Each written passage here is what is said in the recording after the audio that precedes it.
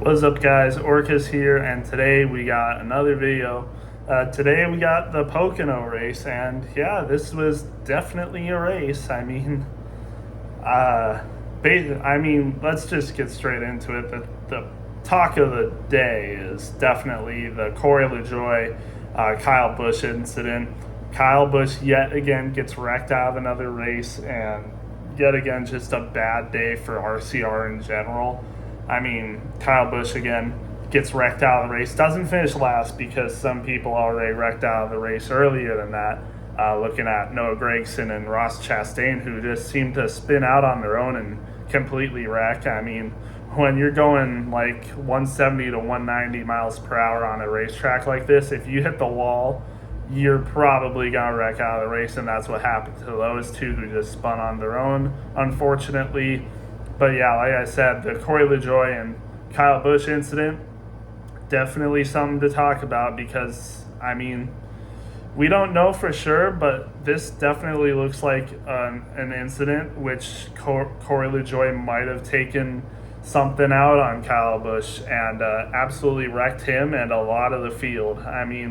If we go down and look, there's a few people that weren't involved in that wreck, but we have Ryan Preece, Harrison Burton, again, Kyle Busch himself. Ricky Stenhouse was involved in that. I think Todd Gilliland, actually it might not. I don't think Todd Gilliland was involved in that. I think he wrecked out earlier. But you had at least 4 or 5 people involved in this wreck that eventually, wrecked out of the race. So again, that's not a good look if you're Corey Lajoie. So, did he do it on purpose? We might never know. But, it definitely looks like there was something there.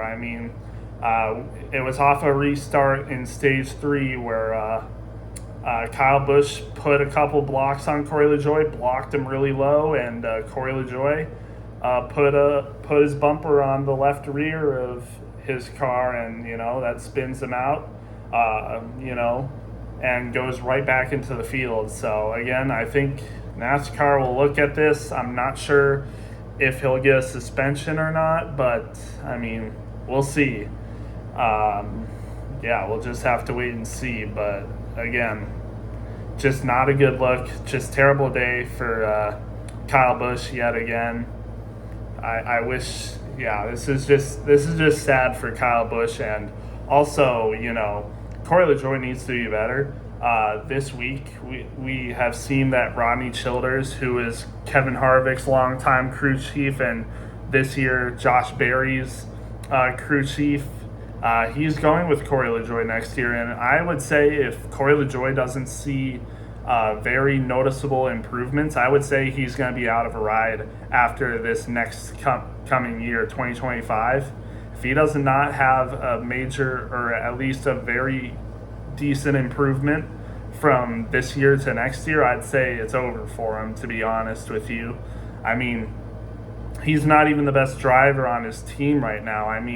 Hocevar is outperforming him basically every week, honestly, and you just wouldn't expect to see that. Even Zane Smith has been, running decently well these past few weeks, right on pace with him, and that's just weird to see for a veteran like Corey Lajoie. So, yeah, this, again, insane racing incident, but, we'll just have to wait and see what happens. But other than that, it was an all right race. I think, at the first times of the race, it was hard to pass. Also, whoever got the lead in this race just seemed to get ahead by 1 to 2 seconds, very quickly, and just never got past. Once you had the lead in this race, no one was going to take it from you, basically. For the most part, it was, in stage 1, it was Martin Truex who won stage 1. There was a lot of other people leading in stage 1, and they would just get ahead by even 4 to 5 seconds at times, and could just never get past, and barely anybody was getting past early this race. It did get a little better, I would say, the passing, but yeah, not very exciting, but again, there was a good amount of cautions in this race that kept it interesting. And I used to be the strategy is weird, honestly. And I used to be one of those guys that has been like, oh no, we need cautions, we need all these cautions, we need stage cautions, especially even in road courses. But now, after watching these last few races, I'm kind of like, well, I don't know. I mean, all this strategy stuff, like people not, getting good placements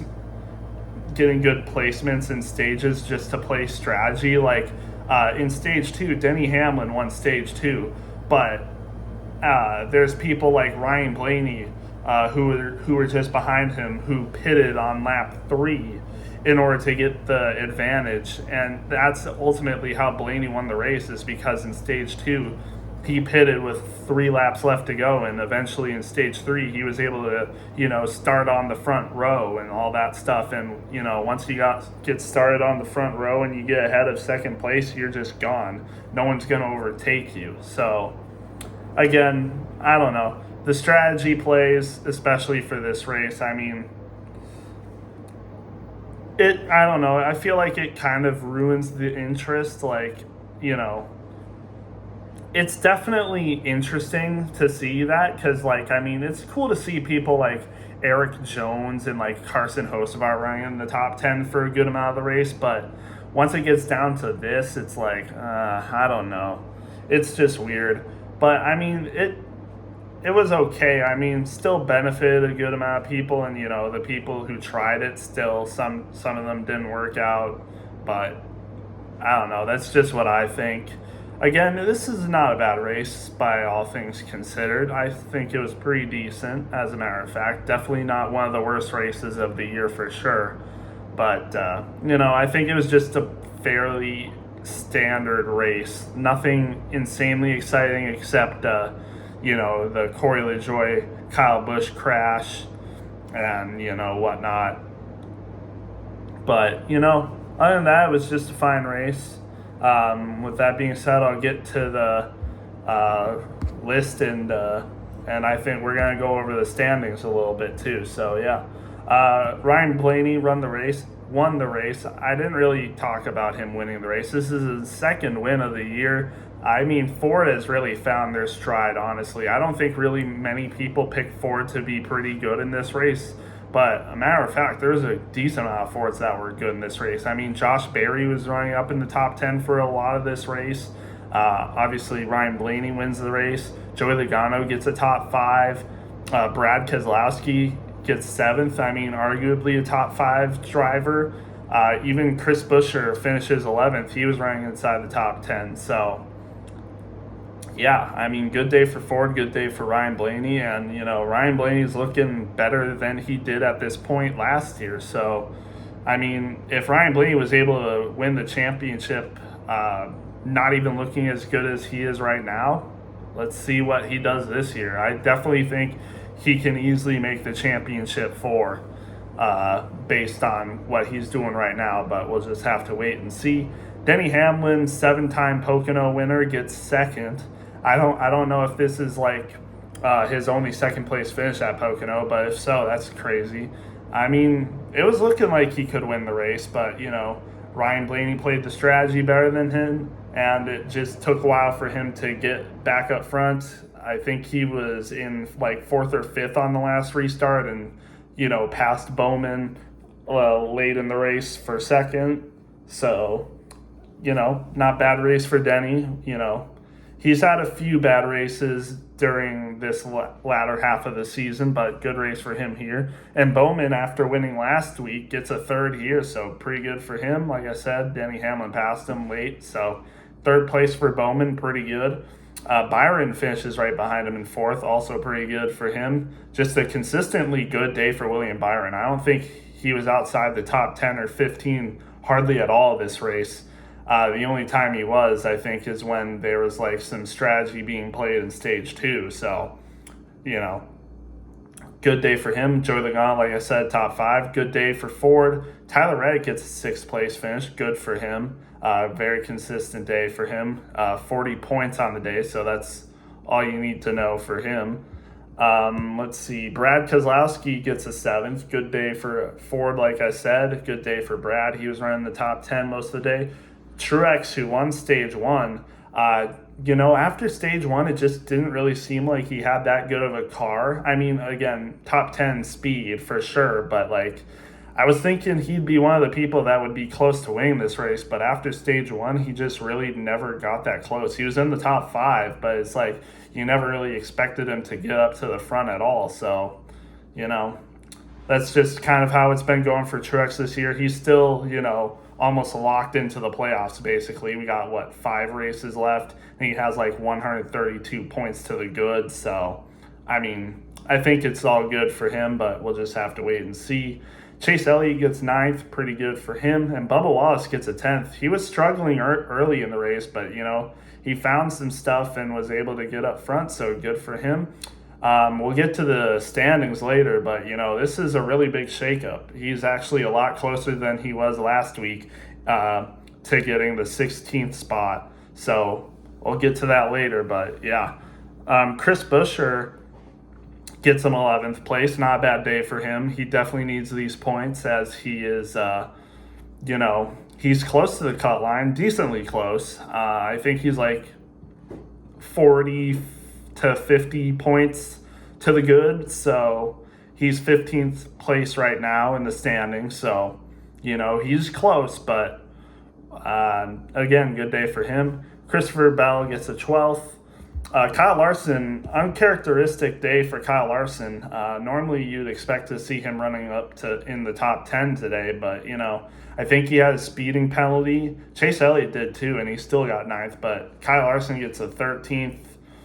He was in the top 10, but, some things just happen like that.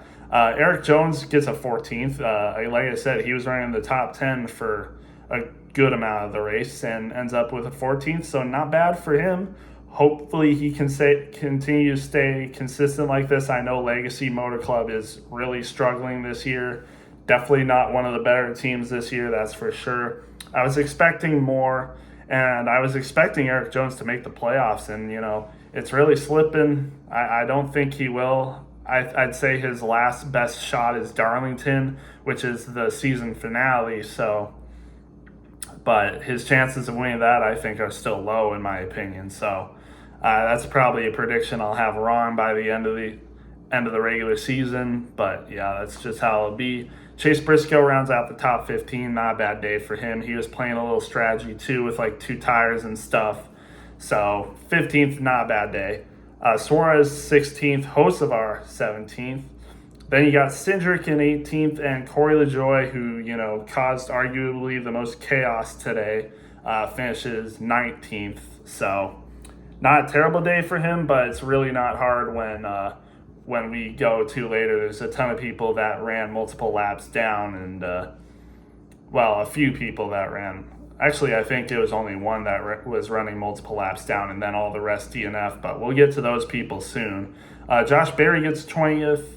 Allmendinger 21st, Justin Haley 22nd, Austin Dillon 23rd, which isn't terrible, but I'll say this now, 25th, and from 25th place to last place, they're all DNFs, so still not a great day for Austin Dillon considering 23rd and then 25th and through last are all DNFs. So yeah, not a great day.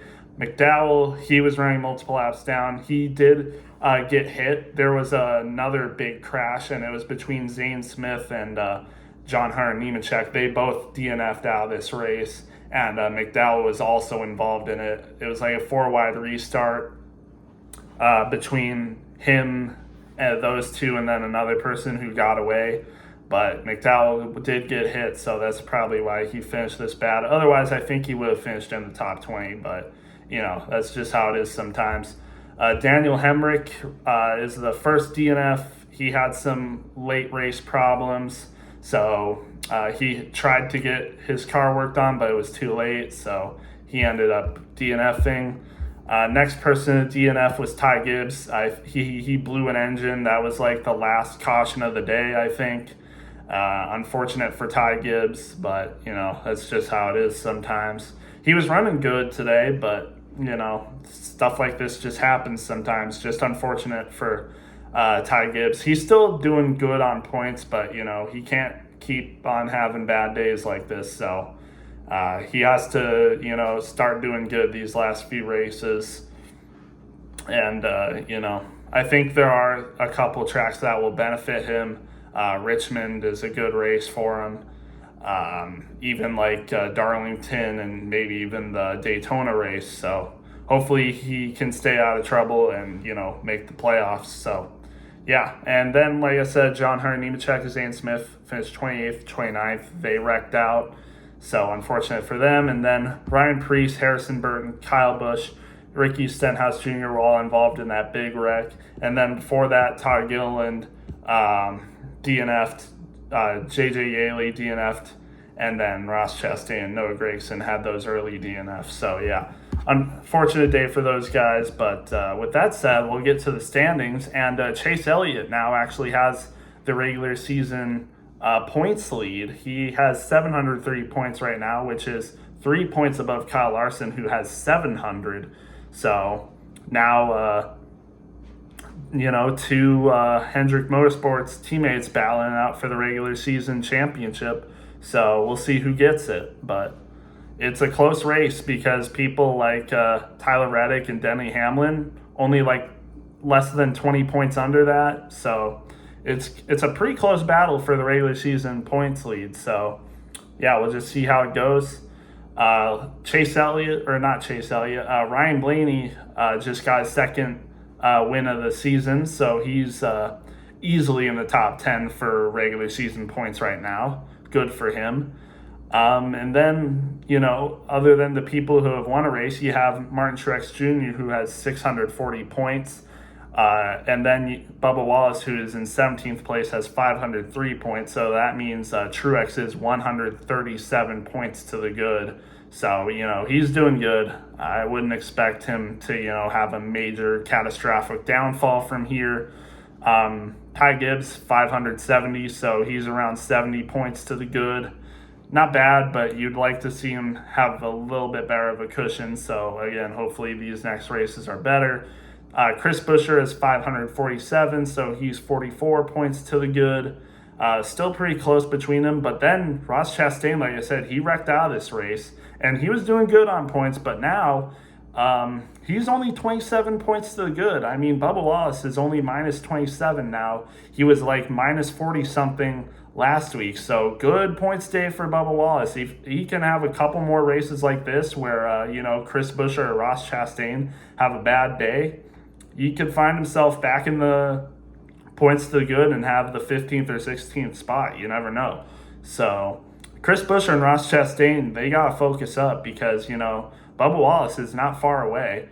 The second closest is Chase Briscoe at 455 points. So it's like he's 75 points off or like 85 points off of Ross Chastain. So he's not that close. So I wouldn't be too worried about him. But, Bubba Wallace is there. So got to watch out for him.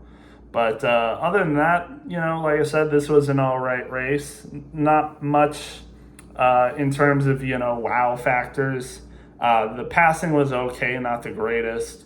Got a little better later in the race, and, there's a good amount of cautions to keep it interesting. But like I said, once first place got the lead off the restart, it was basically over. I mean, there was no pass for the lead, I don't think. So, that's just how it is. But anyways, that's what I thought. I'd probably give this race like a 74, maybe 73.